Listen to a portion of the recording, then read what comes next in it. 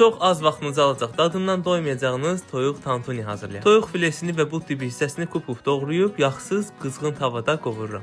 Suyunu buraxıb öz yağını düşənə qədər qovurub, daha sonra yağ əlavə edirəm. Qapağını örtün, pişsin, o pişənə qədər sizə sözüm var. Gəlmişəm studiyamın bazarlığını Oba marketdən etməyə.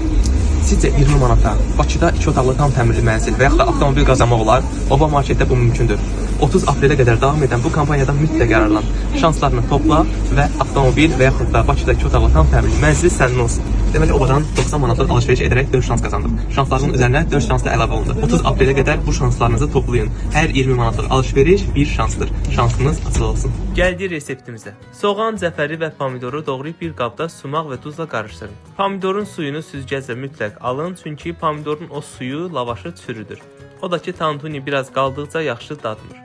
Toyuğun üzərinə duz, istiot, qırmızı paprika, biraz da qazlıq su əlavə eləyib qapağını yenidən örtüm, yaxşı bişsin. Yağa düşəndən sonra mən belə evdə hazırladığım lavaşla tantunini hazırladım. Biraz o qarışımdan və toyuqdan əlavə elədim, büşdüm. Lavaşı da tavadakı yağla islatdım. İnanın ki, dadını sizə sözlə təsəvvür edə bilmərəm. Özümün hazırladığım tantuni ən ləzzətli tantunidir mənə görə. Türklərin bir atasözü var: tantuni kebab, yeməsi sevab.